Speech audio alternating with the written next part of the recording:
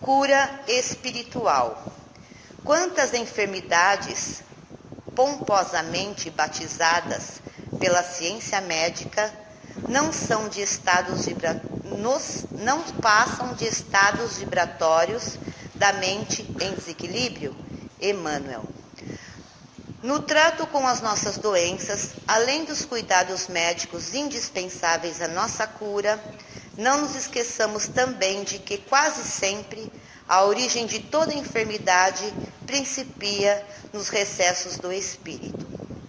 A doença, quando se manifesta no corpo físico, já está em sua fase conclusiva, em seu ciclo derradeiro.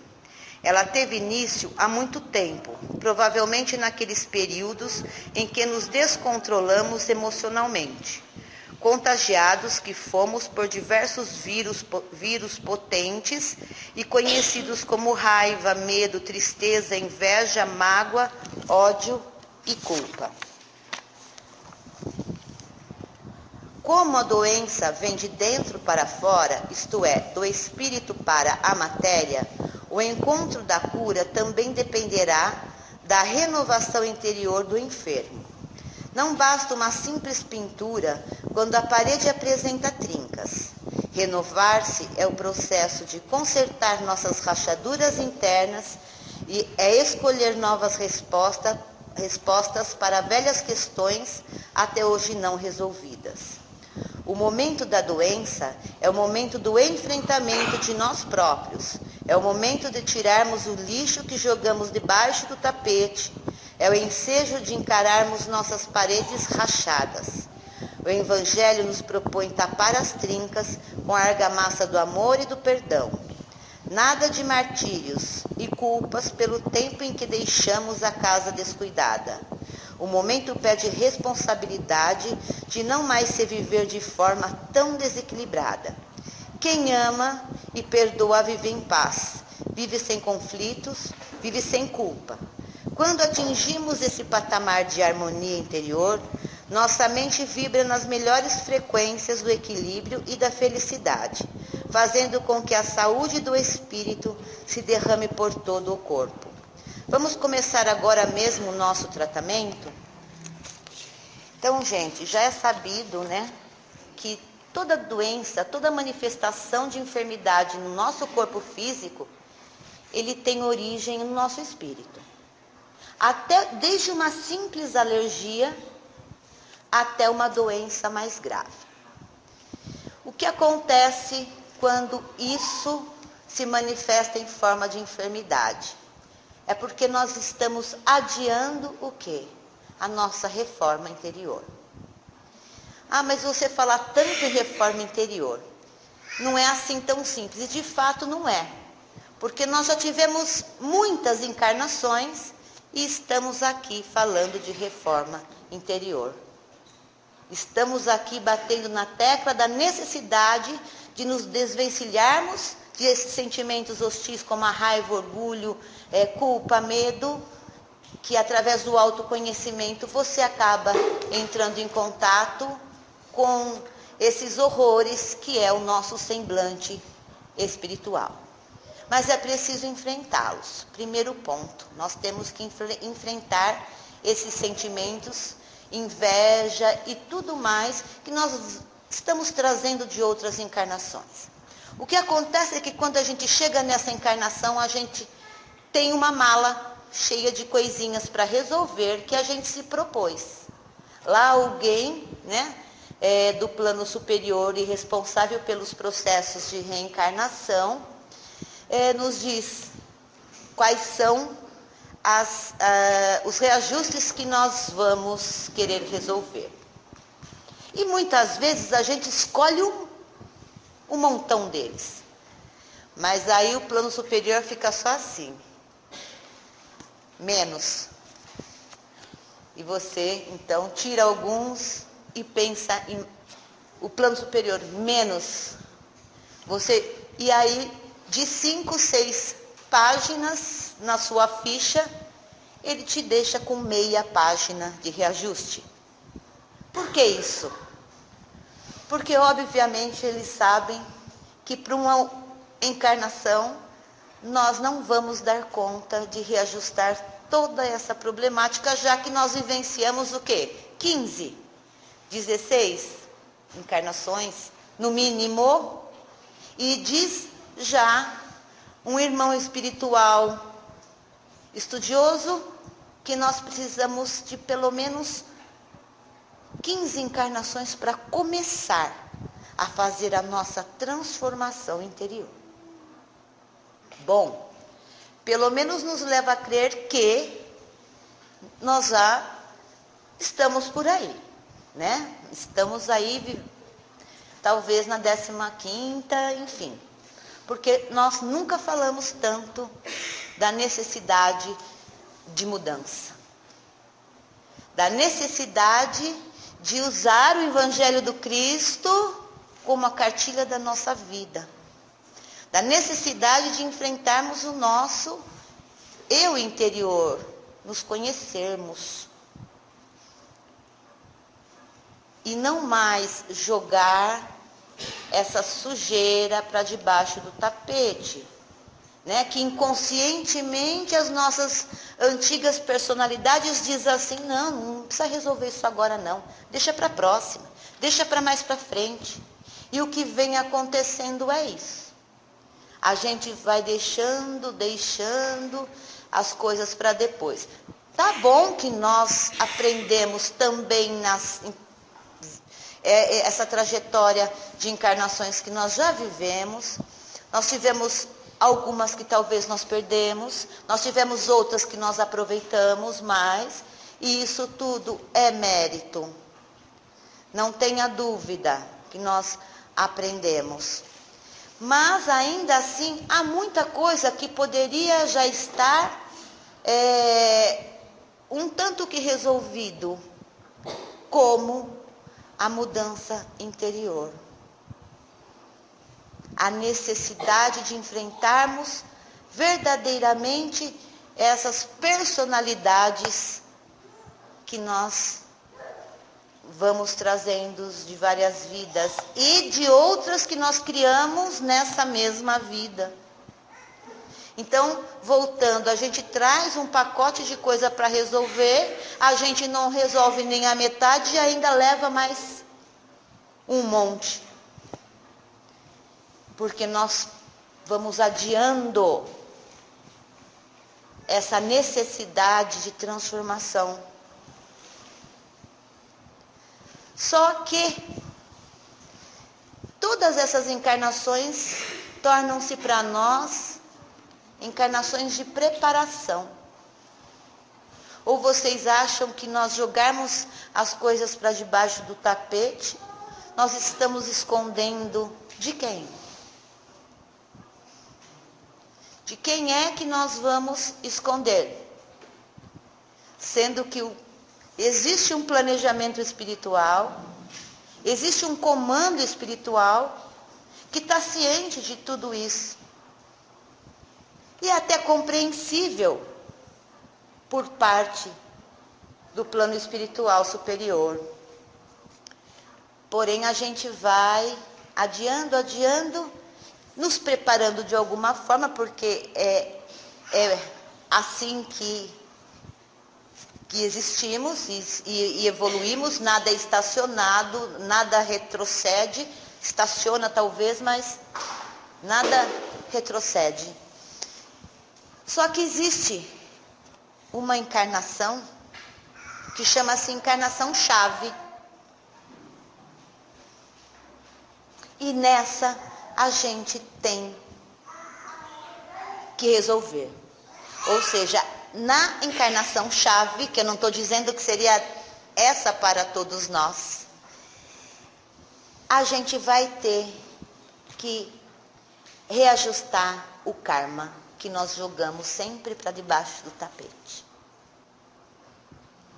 Então, existe uma encarnação ao qual eu vou ser, de alguma forma, pressionada a resolver.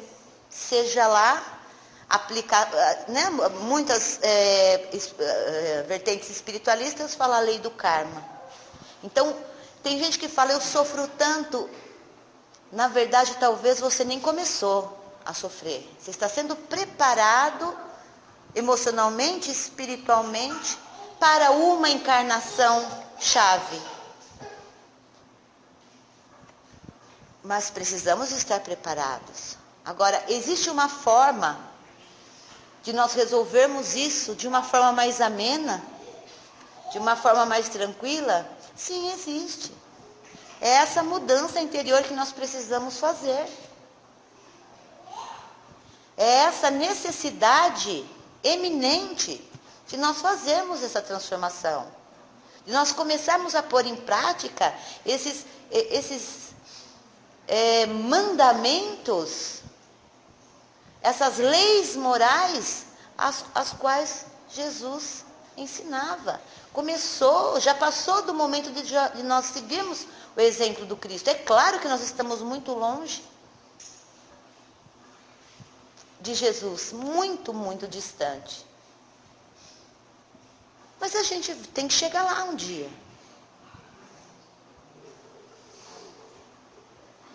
Então, quando é que nós vamos pôr em prática os ensinamentos de Jesus? Ou pelo menos começar a praticar? Por que essa dificuldade em realizar essa transformação? A transição está aí. Depois, no último momento, não vai adiantar você dizer, ai, mas eu vou mudar, me dê mais uma chance, porque o tempo que você teve para mudar, você não mudou, vai ter que fazer as escolhas antes. Porque vai chegar uma hora que vai ter que separar. E nós vamos ter que ir para onde mais nos é próprio, onde mais nos acolhe novamente, ou para uma dimensão acima ou para uma dimensão abaixo. Para mim reaprender ou aprender, ou de fato dar valor a coisas simples e primitivas e necessárias, já que no momento que eu poderia ter dado esse avanço, eu não dei. E as doenças no nosso físico são os alertas de que algo precisa ser mudado urgentemente em nós.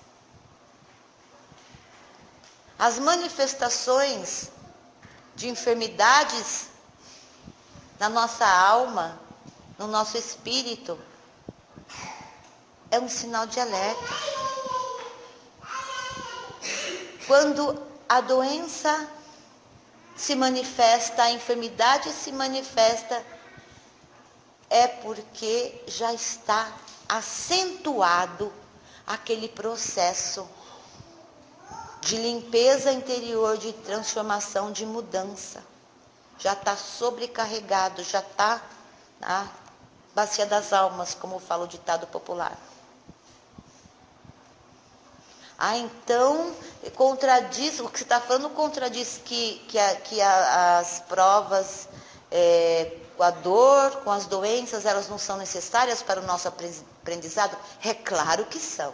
E elas vão se manifestar, sim, toda vez que nós precisarmos aprender mais sobre os tesouros da vida eterna e os tesouros do céu.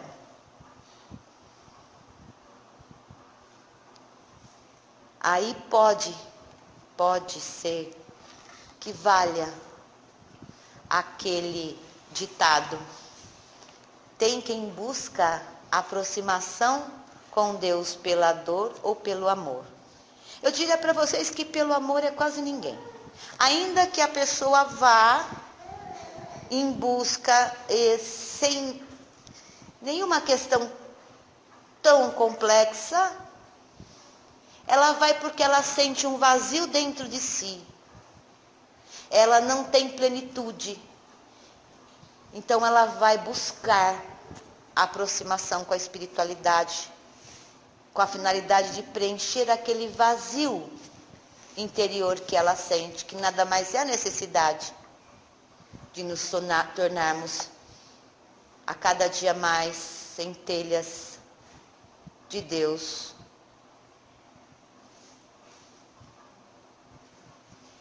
Então, quais são os primeiros socorros quando nos sentimos doentes do espírito e certamente o nosso físico, ainda que fica indetectável para a ciência, não está bem? É se livrar desses sentimentos hostis que são a raiva, o rancor, o orgulho, o ódio, a vingança, a culpa, o medo. Esses são os antídotos mais potentes para nos sentirmos plenos e vitalizados fisicamente. Se sentir bem, se libertar da depressão, do pânico, do egoísmo.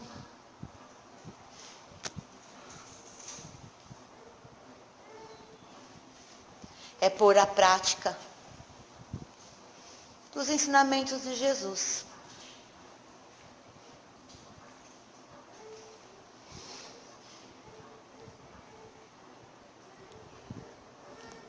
Eu vou sugerir para vocês, quem conhece um pouco da história de Jesus? Além daquela que a gente ouve, vê nos filmes e que as religiões nos passam. Eu convido vocês a conhecer mais, a buscar mais. Como reagia este avatar do amor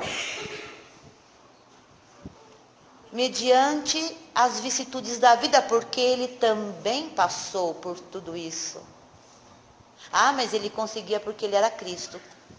Uma coisa, ele é ser filho de Deus, é ser Cristo.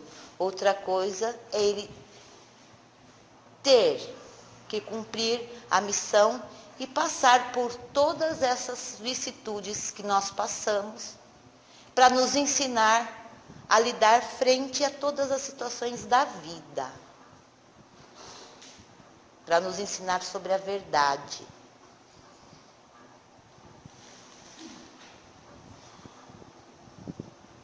Ele nos fez entender que a Terra é um grande hospital e nós somos todos os doentes.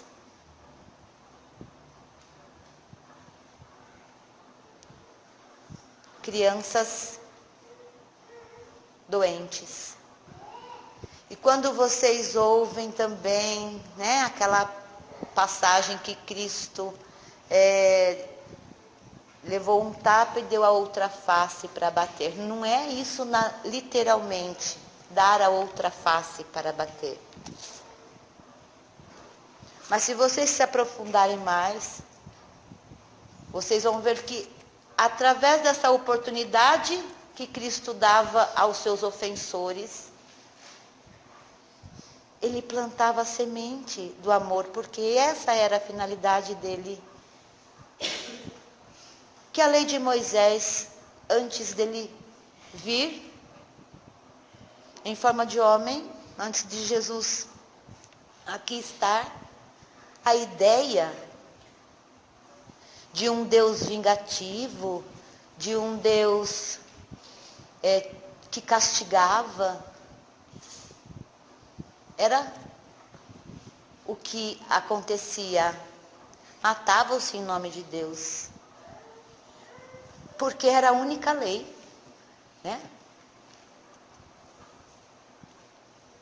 a popular chamada olho por olho, dente por dente, porque é assim que eles aprenderam.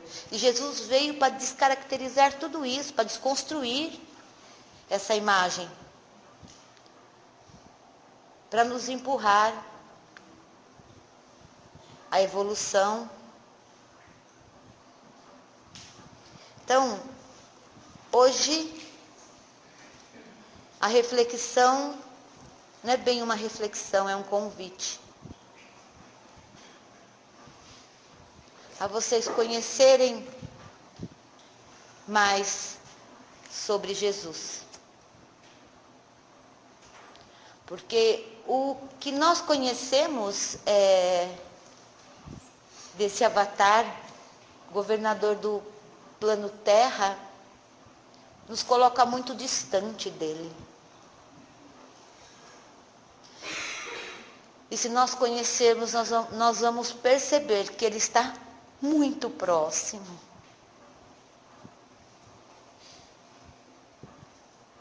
Muito próximo. E que nós não precisamos falar com ele como quem fala com alguém distante, como nós podemos conversar como amigo. Como nós somos. Sem palavras bonitas.